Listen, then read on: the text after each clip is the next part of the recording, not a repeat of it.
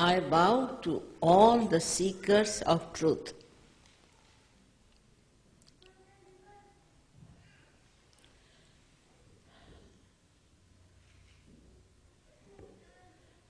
I do not know how to thank the Mayor of Oakland and Mayor of Berkeley for being so kind to give this certificate to me. I must say this is a wonderful country where people recognize something that is doing good work. Really, remarkable it is.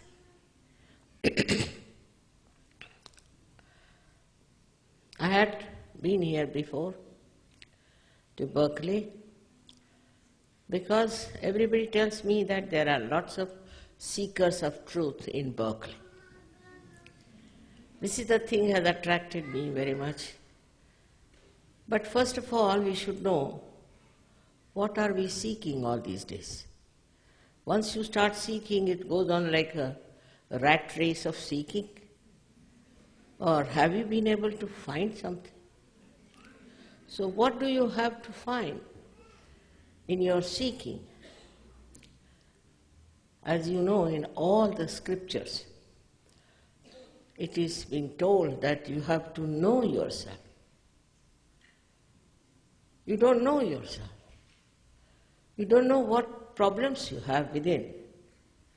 People get into diseases without knowing till it develops into a very serious trouble. Also, they go on hurting others, being jealous with others, being in tension and stress. All kinds of problems come to them and they don't know why it happens. Why? What is the reason? So today I am going to tell you how you have to know yourself. First of all, you must decide that you have been seeking, and this is the place known for its seeking. It's high time you better come to the end of it and seek what you have been seeking and you get it. That's the promise. First and foremost thing,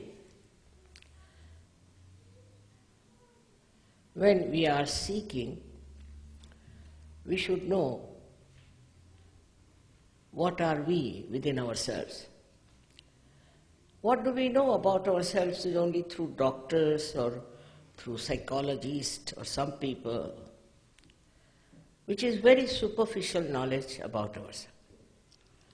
In our depth, in our within, what do we have which doctors don't know is the parasympathetic nervous system. They don't know.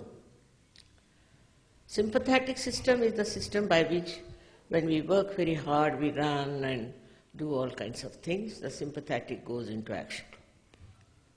Heart will start beating fast. But what brings it to normal is the parasympathetic.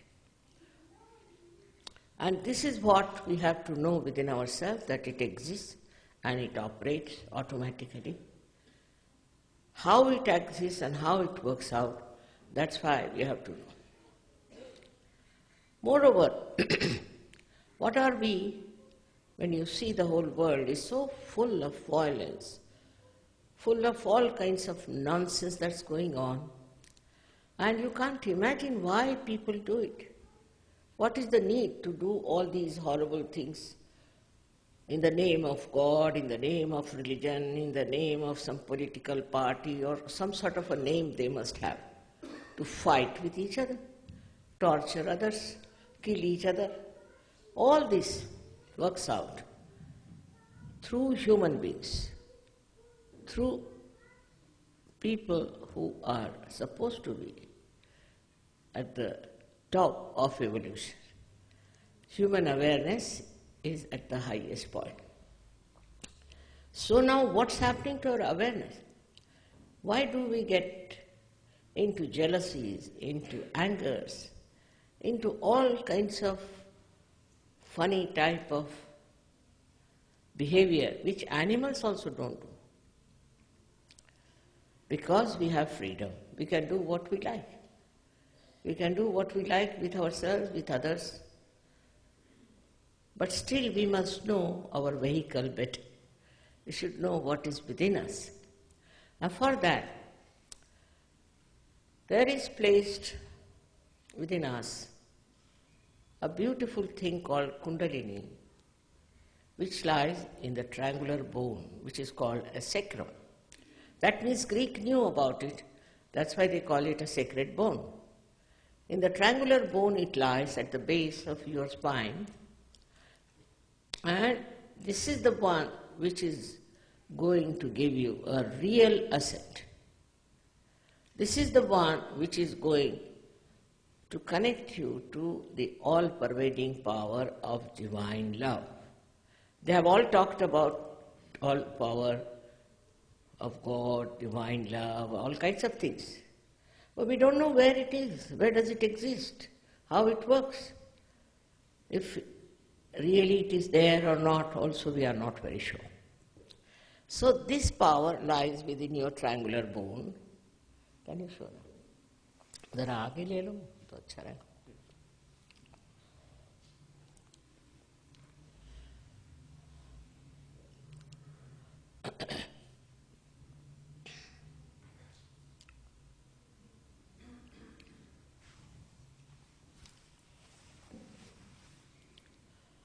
All of you have this power within.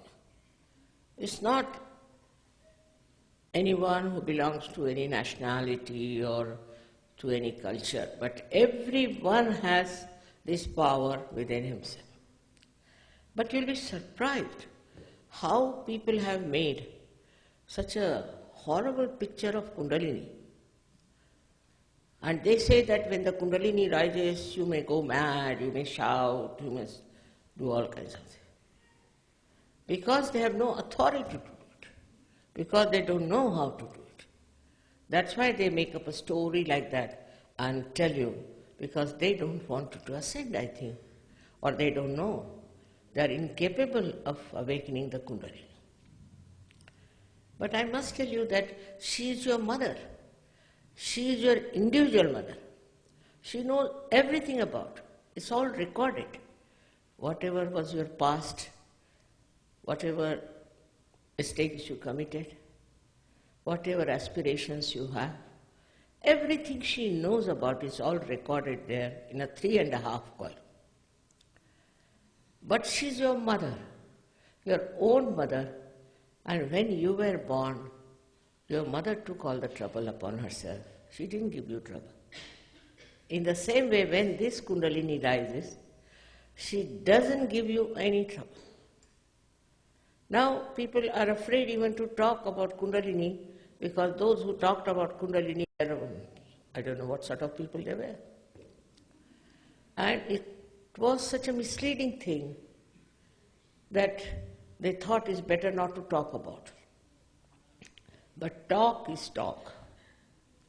Talk is not everything. What has to happen, the awakening of this Kundalini? It's an actualization. It is not just talking, giving lectures. You do this, you stand like this, put your hand this way, your legs that way. It's not that. It's very simple that this Kundalini, which is responsible for your last ascent, your, I should say, the last step in your evolution, this Kundalini is your own mother, and she cannot harm. She can never do that. This is the fact I would like to tell you first of all. Because I know in America, all kinds of people have come from India. Those people also who were released from jail wore some sort of a dress and came here. They're all minting money, that's what they are doing, they're good at it. So, if you have any understanding about divinity, you must understand that you cannot sell it and you cannot purchase it. If you can purchase some person, then such a person cannot be your master. He can be your servant, but not your master.